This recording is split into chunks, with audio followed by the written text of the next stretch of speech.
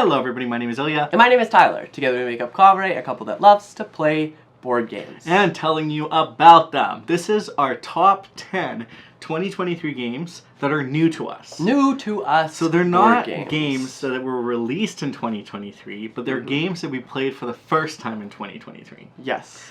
I will say that we're kind of still catching up on games that were like released in 2022. Yes. So there's a few. a lot of games on our, at least on my list that I know of, that were released in 2022, but some weren't, and I'm excited to talk about them today. We have a few oldies and then a few 2022 games. Yes. But you know, that's how, like, we can't play all the games released in 2022 and 2022. So this is the purpose of this list. Yeah. Now, you've already seen our top 10 of 2023 games and new games. So this is just a follow-up to that, to share all the great games that we played this year. Yes, yeah, exactly. And we're doing this thing this year where we both know each other's lists, because what had happened in the past is that we would have our games, or one game would be on both of our lists, but at different numbers. And I think that we would stay a little bit quiet and not give like our opinion on a certain game because we knew we would get to talk about it after. So what we're gonna do is, if it's on my list and say it's number 10,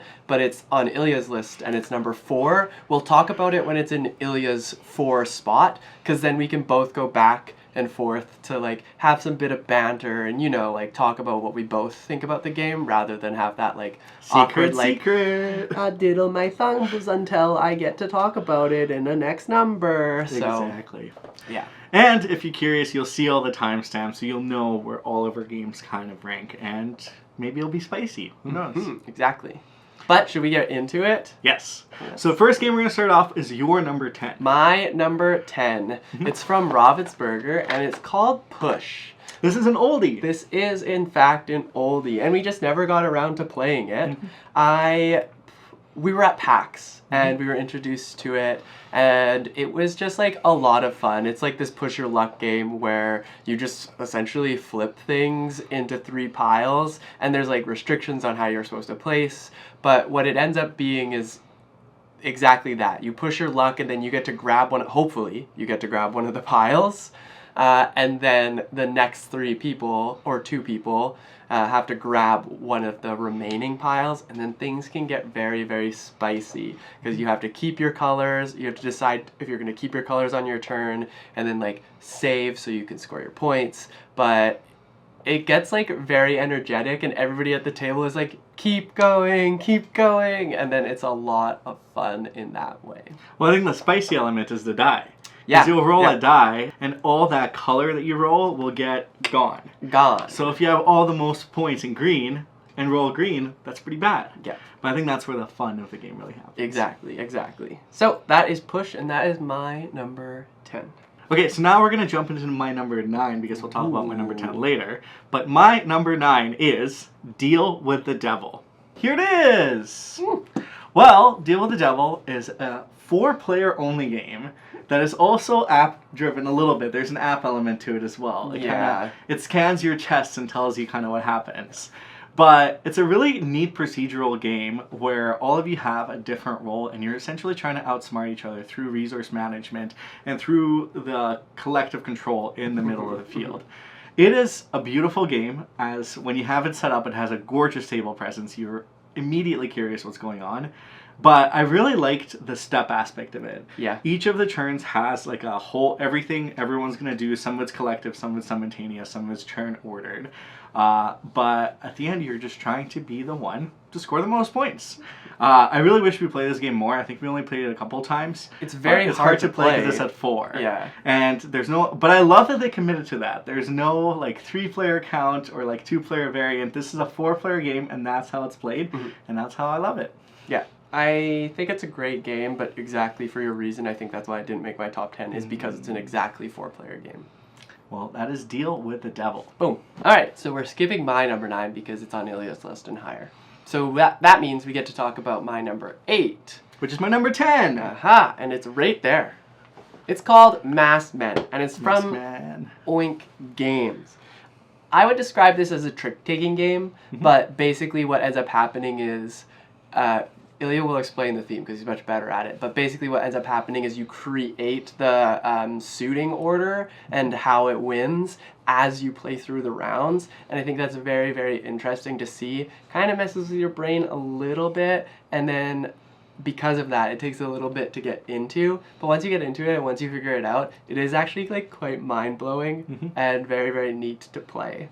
Yeah, the whole theme of the game is you're running a wrestling rink, and your wrestlers have to be better than everybody else's. And the goal of the game is really simple too, because you're just trying to get rid of your hand. Yeah. So as you set up the order of the different wrestlers, the strength of all of them, it's all like dealt by number of cards too, in a certain degree. So it's really interesting to see, and there's definitely going to be a moment in the game where everybody's just like, hang on a second, if I play this, yeah. It gets confusing, but it's so fun, and the amount of game, I guess, and all the Oink games is just always a joy. Yeah, Oink games seem to be one of those things that we end up picking up at PAX, and it just ends up we play a lot of them. But yeah, this was one of the definitely highlights, I suppose you could say. Definitely. Now my number 8 is Wonderwoods. Cute. This is a 2022 release, and I really like it. I think it's a really simple game where you're just getting mushrooms, but the value of the mushrooms is what remains hidden, which is really interesting because it's a big twist at the end of the game, because you could score a ton of points or you could score a very low amount of points. But the components are really fun. It's really easy and approachable for a lot of different audiences, and we've definitely shown this game to quite a few folks. And it's really fun to play at a higher player count too. And I like the deduction that you can start to do as you play through the game. You can be like, oh, well, it's not this because like I have these in my hands, but at the end of every round, people optionally can like reveal a card, and it kind of like throws a swing into your gameplay perhaps. So it's always interesting to be able to do that and be like, oh, well, the 1 is out there, so it means I'm scoring at least this amount of points for this. So maybe it gives me kind of plan against game show vibes for some reason. Oh, really? Like it feels like I'm on a game show when I play this game. Like, will I be able to make this work? You've been gooped. Yeah. And that's Wonderwoods. My number 7 now is what we're gonna go on to. Comes from Polyomino Month, and we've been like meaning to play this game for quite some time because we have the roll and write version, but it is Copenhagen. And essentially you're just trying to build up your little tower or like house, I guess. I can't remember. Building. It's a building, yeah. And you're trying to build up your building using these polyomino shapes, but you have to like draw cards and then discard to be able to like take certain ones. And I think it's very interesting to go around the table and have like very key decisions being made on like which cards you need to take, so you can then eventually get the tiles that you're looking for, and then of course making those combos that connect off so that you can unlock new abilities, refresh new abilities, and then gather like additional ones seems very, very strong and like very combo-y. So I was very happy when we got to play this one because it did, I think, keep up with the roll and write. I would almost say it does better than the roll and write, and yeah, it's just a lot of fun. I really liked it too. I think one of the things that really sold me on this game is that moment, because if you get all windows horizontally or vertically, you get more points, but it's harder to get. But it feels so good when you get it, and when you plan accordingly, because everybody loves windows. Everyone needs that daylight. So it's like this weird like give and take. Well, not weird, but it's like this tough give and take because you want to be able to place tiles before you before the game ends, but if you want to hold off for a little, you can potentially get the right tile, which makes it easier to get more points, and then there's like this handoff. Tricky. And that is Copenhagen. We'll skip my 7 and go right into your 6. My because it's higher. 6. My 6 is somewhere on this table right here. And my 6 is my Shelfie. It's your Shelfie. It's my Shelfie. This one's really neat. I thought the drafting aspect and the nostalgia of like Connect 4 was really cool here. You're basically like drafting tiles that are touching each other, and then putting them into your board in a strategic way so that you fill the requirements of the rules that you're trying to make. And I think that's a lot of fun. It can get very, very crunchy in a sense where those decisions are like, oh, now I have to give, maybe I potentially have to give this up, or I really, really need these to make it work. And yeah, it's just a fun little, more complex tic-tac-toe, of course, because you're playing against everybody trying to score the most points. And of course, you can watch everybody build their own little shelf while you're building your shelf. And they've included board games as one of the tiles, which of course is so fitting. Well, don't forget about cats and all the other fun knickknacks, there's too. other fun knickknacks and everything, but I feel like it would have been a miss if they didn't include a tile with board games on it. Maybe there should be a My Shelfie with just board games, and there are different board games that you're trying to color coordinate. It'll be like me rearranging our shelves every single time. Yeah, exactly. But what I like about this game too is it has absolutely gorgeous table presence because of the 3D element of the little stacking. Like, you're really curious if you see this game played. It's always you get drawn to it. That is very, very true.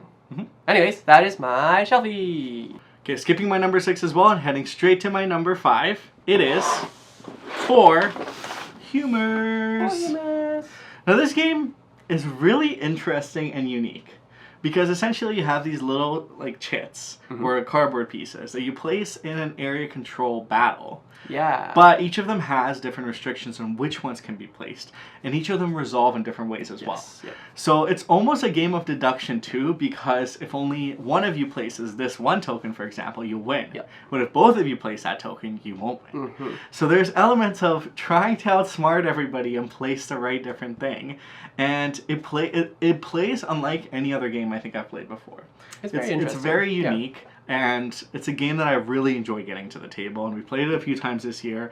I want to play it more, and I love the art style. It's very peculiar and it is, yeah, just fun.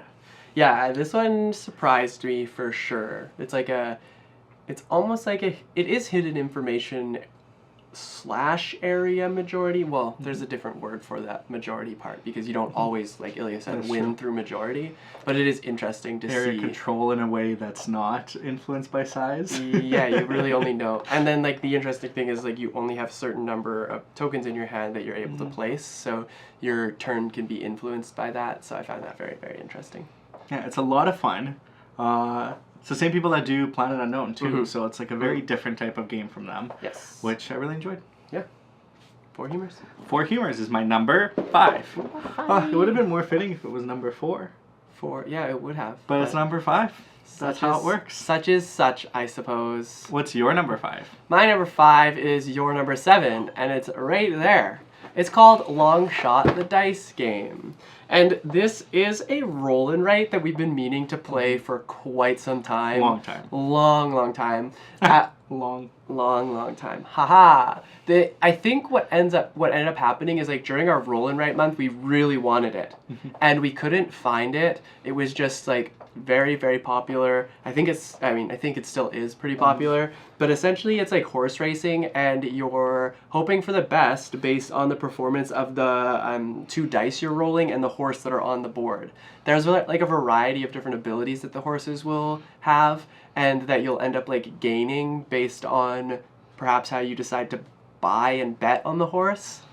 But it is very, very fun to watch like the intensity of the track and watching the horse go round and round because just round once. Well, once, yeah, but there's multiple horses going around in the same circle. Yes. That is horse racing. It is a horse race. So basically, it's very cool to be like, oh, mine's so behind, but then you can like trigger an ability that's like, if it's in the back, it gets to move in extra space or things like that, and it's always so much fun to have. To be able to play this game, especially at a higher player count. It does play at up to 8 players. 8 players. And it's very, very, very cool. So you can play solo as well. You can also play solo, yeah. And it's, like I said, it's been a roll and write that we've been trying to play for quite some time. We were finally able to play it, and at a certain point, we just kind of couldn't stop playing it, and we were showing it to a bunch of people. So Long Shot is definitely worth my number 5 slot. Yeah, it has a lot of things that I really enjoy in games. It keeps you engaged because of those like varying abilities. It's fast paced, it's quick. It's fairly easy to explain, but it is a little bit more complex than I thought it would be. And then there's the timing of it, of like when to bet, when to do this, and when to make the decision. It's very interesting, and it's definitely a game that will hit our table again and again. There you go. That's Long Shot. We're getting into this interesting space because we're going to fill in the gaps that we've missed, of course. But number 4 for me is a skip because it's going to be on Ilya's list just slightly higher. So my number 4 is this giant of a game, Artisans of Splendid Vale. It is gorgeous and beautiful. This is a narrative-driven campaign game. And when I say narrative, each of you has your own little like novel, essentially, that you're going to choose follow. your adventure, essentially. And it's very neat. The combat system in this game is very unique as it's done through a collective pool of dice, which created some fun tensions between Tyler and I because I kept using our dice and I didn't save some for him. The story, I think, is one of the most immersive narrative experiences that I've had. I think it's definitely the most invested I've been in a character and most invested I've been in like seeing what happens in the story. Often with these types of games, I forget what happens. And I come back and I'm like, oh, what did we do? And here I still remember, and it's been a few months since we played it. I remember where we need to go, what we need to do, what are the information that we found. So the writing in this game just really sticks with you. Yeah. But it's also whimsical and so much fun, and it's adorable. It's also queer friendly, which is fantastic to see in games. I'm a huge fan of Artisans of Splendid Vale, and I'm excited to round off the campaign and see what happens at the very conclusion at the end.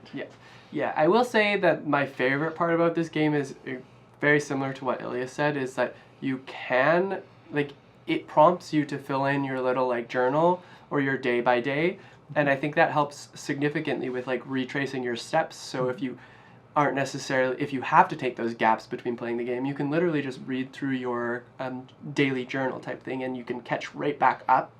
I think that's a lot of fun. The prompts are like really good at just reminding you what has happened, and I think that's very important, but also like reflecting on the story that you've been through so far as the story progresses is a lot.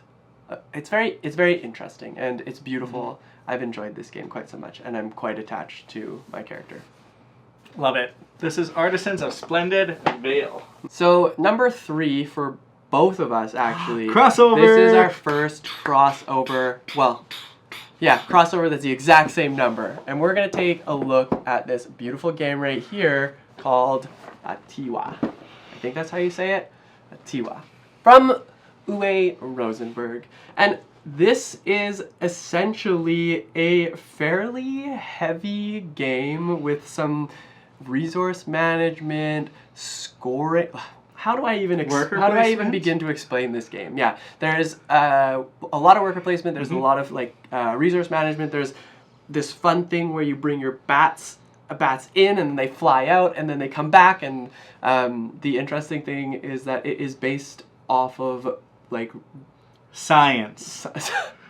Science is a way to put it, yes. Now, the bats have a symbiotic relationship with farming. And I believe it's based in Ghana this game. And basically, it looks at that whole concept of how do you invite the fruit bats to come and help your farm and kind of have this reciprocal relationship. Yes. Through the mechanics of a modern board game, which is so much fun. But like Tyler said, the mechanics of the game are fairly straightforward. I wouldn't say easy, but straightforward in a way where you're placing workers, you're getting resources, you're building up your farm, and the fruit bats are what make this game so unique because they'll kind of come and go. The way the game progresses as well through the various levels, I feel like this is one of the most cleanest Uwe Rosenberg designs. Like, it just feels very intuitive.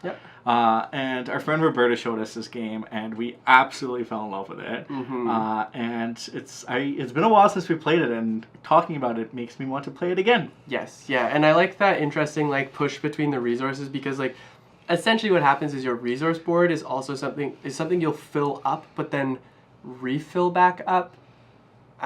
I think that's probably a bad way to explain it, but you take things off of it and then you end up putting things back onto it, but at the end you really do want to have it empty because that's how you're going to score a lot of points. So it's interesting to like balance out the ways that you are going to manage to do that. It's a lot of fun. And then of course, like, you're building out this giant map with your different, well, not only bats, but I think they're goats or some kind of livestock. And yeah, it's just a lot of fun to manage. It's very dynamic. I think dynamic is like the way that resources would be a good explanation, is you're using a lot of the stuff as currency, but then you also need it for other various elements too, so it's very shifting throughout the whole game. But if you are very interested in worker placement type games, if you like historical or sciencey aspects in games, this is a game that will definitely appeal to you. Yes, yeah, good call. All right, that's Atiwa. All right, now on to my number 2, which is actually Ilya's number 6, and that is Llama Land. This is what llamas do? I don't think they can do that. Wouldn't it be hooves? They can probably do it with their tongue. Hoofs. They have big tongue. They'd spit at you first. But that's besides the point. This game is actually quite amazing. It's... You're in my elbow space. Oopsies. I'm holding the game up. It doesn't... It's good it's by okay. itself. Okay. So this game is a tile placement game where you're going to essentially be building up your little village area and placing tiles on top of things to get things. I think that's like a classic Phil Walker Harding thing, and it does it really well in this game.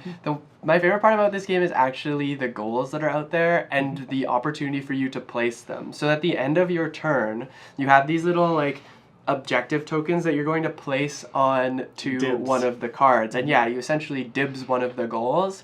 And if you dibs it, it kind of gives you like a very clear line into what you want to do.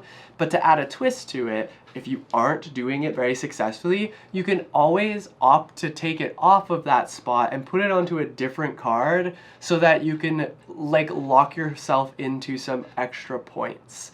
Now, of course, there's like a number of spots that are on the card, and when you place it on there first, you're going to guarantee yourself more points. So there's that little give and take.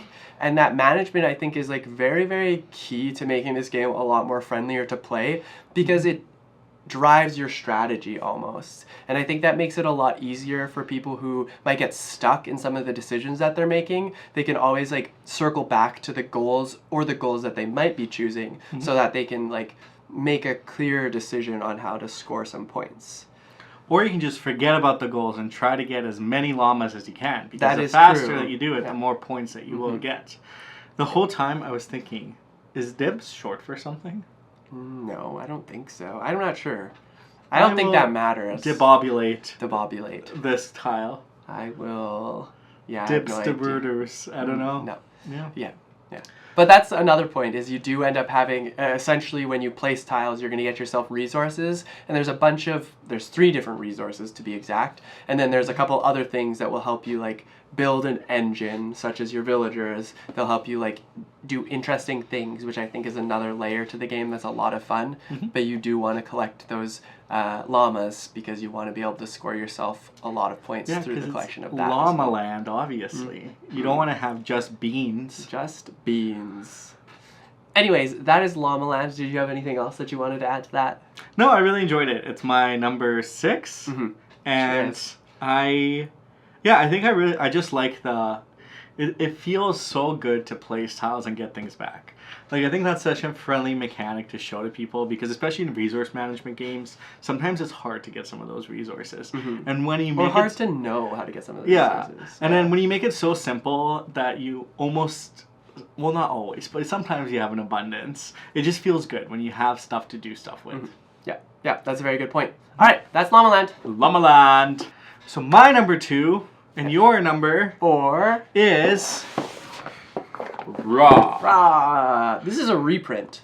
Right? Raw has had so many reprints. Okay, so this is the latest reprint. This is the latest reprint. I believe they've had, like, Raw's been reprinted 4 or 5 times. Yeah. Different publishers. And because it's a very good game, that just is fantastic. So this is a 25th century version, and basically that whole aspect of this game is this dynamic bidding game where you're trying to get different tiles, and from that point on, it's very much set collection, and you'll score different points for the various tiles that you have. But what's really interesting is when you're bidding, the tile that you essentially win with will get replaced with a middle tile. So the tiles that you have and what to bid with the values that they have will always be changing. Yeah. Yep. So you never quite know, and that's what makes the game so darn interesting. Well, you do kind of know. You want to use them strategically. So, Yes. like, you can almost even, like, give up a tile. Like, if you know you're going to, like, go around the table and you win it, and you're like, okay, well, getting rid of my 16 kind of sucks because there's a 9 right there. But still, I really want those tiles, and 16 is a high number, so I need to take them. That's very So true. it's like, it's this, like, interesting thing because you can end up with really, really high tiles if you kind of plan right. So you can guarantee yourself like a very, very good bids. round. Yeah. But then you're out of the bidding once you've run out of all those bidding tiles. So That's true. yeah. And the set collection of it is just really interesting because each of the areas it works fairly different, but it's still reminiscent of a lot of the set collection you may be familiar with if you played a lot of other games, like you want to get pairs or etc. Yeah. And the fun part about this is like as you go on, right? Like one person's gonna draw from the tile from the bag, they'll place it down, and then like the option of starting a bid is now there. Or you can kind of just like go next, and then the next tile will be drawn, it'll be placed onto the thing, and then somebody will potentially start the bid. So it's like the bids get better and better as you go on, but it's always like at the start of your turn you have this option to draw a tile or start a bid, and it's always like very interesting to see. The other thing I would say about Raw is like there's immediate points and then there's like lagging points, which are really only calculated at the very end, and it's very interesting to like balance between the two to score yourself a lot of points, because there can be moments where, say, you go into what I'll call the lagging points, feels like it's a bit you're really behind, but realistically if you're doing it right, you've got a lot of points that people should be worried about once game end comes. Yeah, it feels very different and very fun. And I think the simplicity of the mechanics too, of like you just bid for what you want, and eventually you just can't bid because you've already won all that you can this round. But I've really enjoyed this game, and I think it also has a very gorgeous table presence. I really like this version particularly because it's just so like bright and pleasant at the table. The last thing I'll say too is you can play with up to 5 players. So it hits that magical 2 couples and a stranger number. Is that how that works? No, not at all. But 5 is a nice number. 6 would be better, but 5 will do. 2 couples and 2 strangers that you're trying to matchmake. True. And that's Raw. Number 1 time. Number one. Do you want to go first? No, you go first, because my number 9 is your number 1. It is. Yes, so Okay. let's do that. So we'll finish off or we'll get closer to finishing your list by doing mine. Yeah. Exactly. Yes. My number 1, Tyler's number 9, is The Magnificent. The Magnificent. So this was part of our Polyomino month, although I would not say this is primarily Polyomino. Pseudo polyomino. Yeah, I think this is more of a dice management. Yeah, type of dice game. management. Dice placement. So there is so much to love about this game. I'm upset that it took me this long to find this game and play this game. And I'm surprised by that because I really like the designers, I like the publisher, and the theme was also very cool.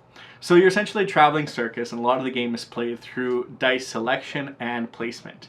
You'll be taking dice to perform shows, to travel around, and to also collect resources to do all those various things. A lot of this game is really planning for the future. But what I will say is every turn you're able to do something great, which I really like. Because I don't think there's turns in this game where you're like, oh, if only I would block this, I could have done this. It feels like every turn is very impactful, and it just feels fantastic. It's a high scoring game, which I also like. I feel like higher points just make me feel happy in general. But it's also just a really, really fun game to play. I would highly recommend it if you like heavier strategy games, a lot of planning ahead, and a lot of kind of multiple area management in order to make yourself successful. Yeah. But that is The Magnificent. What do you have to add, since it is on your top 10 as well? Yeah, there's a lot going on in this game, and like Ilya said, it was part of Polyomino, but it really, like, Polyomino is only a small portion of it, which is like it's another layer to the game, I suppose you could say. The reason I like this game so much is, in fact, the dice drafting, and then that limitation of, like, should I take this color because at the end of the round I'm going to have to pay for it based on, like, the color selection that I do have on my board. I would argue that the game, although you can manage to do things, if you're not, like, optimal with this in the way that you do it, I think that it can be a little pushy. So, like, if Ilya can complete 2 shows and I can only complete 1, that puts me pretty far behind, and it does feel like it's hard to come back from. It's not impossible, but it is hard to do. And I think that it makes for an interesting play again, because then you can really, like, see the line, see the strategy, begin to try and develop, like, what you need to get done and plan ahead, but also effectively make sure the turns that you're taking right now matter and count. So, yeah. And that is the Magnificent. My number 1 is in my pocket. And it's because it's a pocket-sized game, but we only have the Christmas version. It's called Nana. I actually might be saying that wrong. Nana? But it's like 7-7, I believe. What does it translate? I can't remember. Anyways, it's a card game where essentially you want to collect, like, a set that adds to 7 or creates 7, or you want to get the 7s. But it's so simple, it's so much fun, and all you have to do is ask people what their lowest or their highest card is, or you can ask, like, the board in the middle, just by basically going, like, I want to know if this is or what is this card, essentially, and you flip it over, and then you get some information. But you want to be able to do it successfully so that you show the exact same card, because if you show 3 of them, you get them.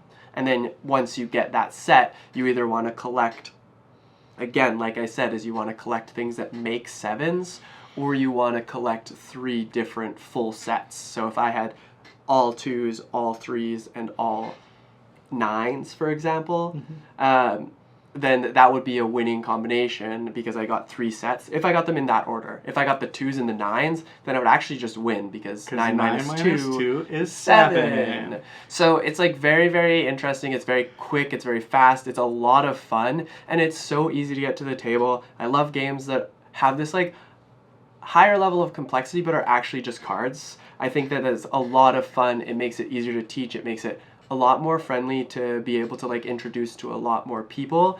And of course, this one is Christmas version, but the little piggies, which are on the 7s, they've got little Christmas hats and wreaths, and it's just very, very, very beautiful. So that is my number 1 game that are new to us this year. I've only played it once, so it was hard for me to gauge it, but I've also really enjoyed it. And I foresee that we'll be playing it more and more. Yeah, I actually think we haven't even played this version of the game. No. We played a bunch of it, like, with friends, and it was their version, so it's like... Their game. Yeah, so I'm happy that I was given this as a Christmas gift, and I'm excited to show more people. It also plays with 5. Yes. 2 couples and a stranger. Yeah. Anyways, that is Nana, and that is the end of our list. So that is the top 10 2023 games that are not from 2023. Or they're the top 10 new to us games in 2023. That we've played in 2023. Top 10 new to us games in 2023. That we've played in 2023. That's what new to us means. That we've literally played them in 2023. They're new to us because we played them in 2023. Oh, but they could be new to us No. and we haven't played them yet in 2023. Cut off. There's a few games that we have in 2023 that we have not played. Bam, bam, bam.